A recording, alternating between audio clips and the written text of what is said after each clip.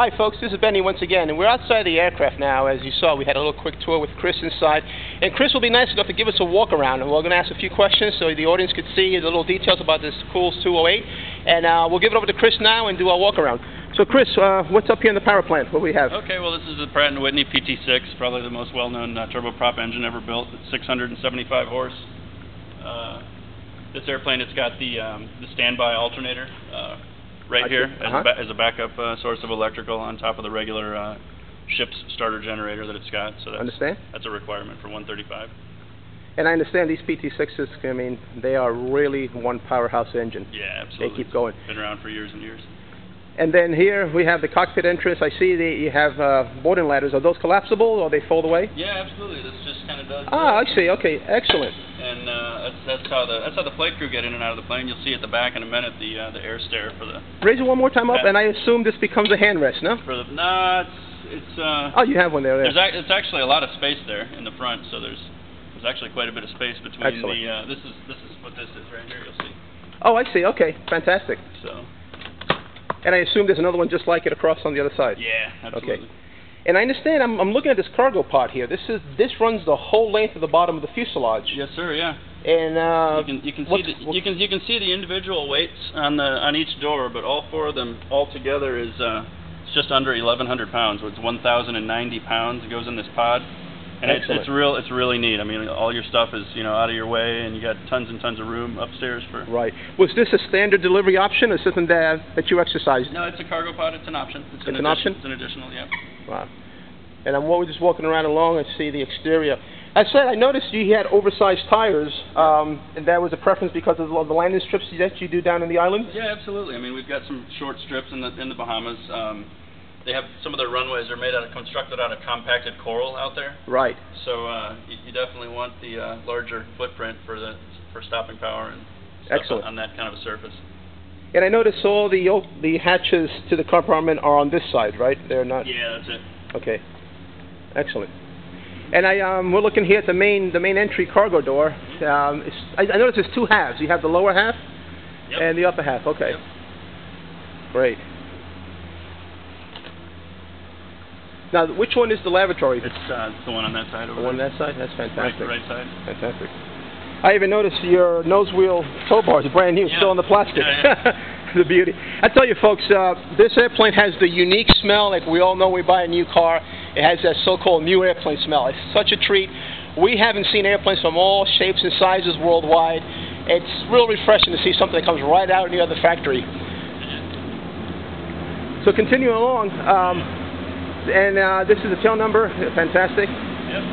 And I noticed you have the tail stand. What is the rule of thumb for the tail stand? Is it just a safety procedure? It's best to have it? Yeah, the tail stand is something you need to have in. Anytime there's more than two people getting all the way in the back of the airplane, just for loading and unloading, you use the tail stand. Yeah, it's good. And we see that's the data plate up there.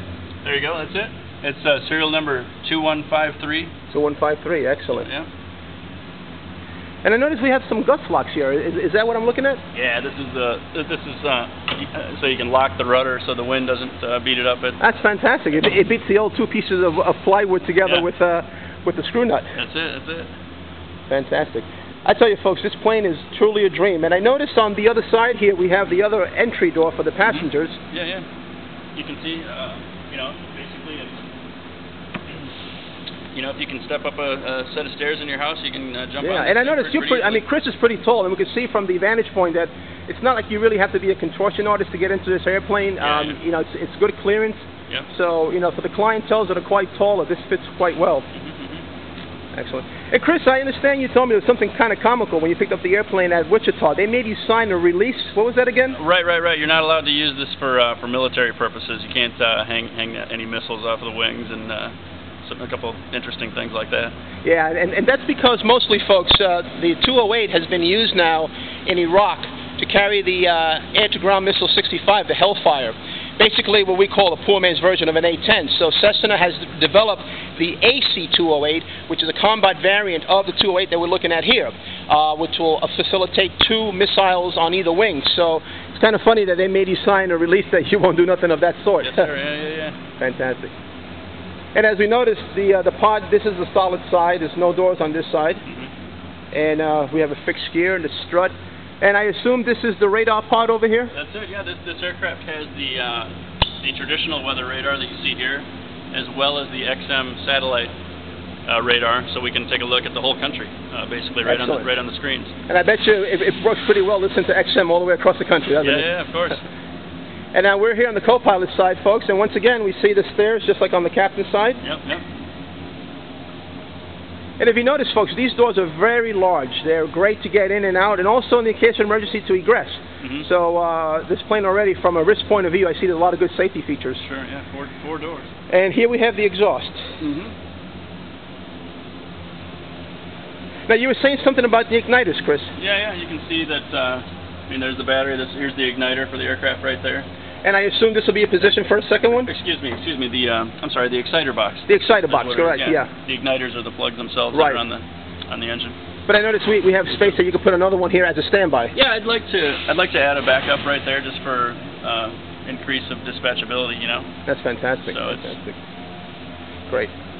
So yeah, so folks, here it is, a nice walk around. Thanks a lot to Captain Chris Waltson for the show around. Yes, sir. And we'll hopefully be bringing you some live footage here when we go out and do some taxi tests and hopefully some in-flight. So stay tuned. And once again, folks, this is Benny with the 94th Aeroclaims Aviation Consulting Group.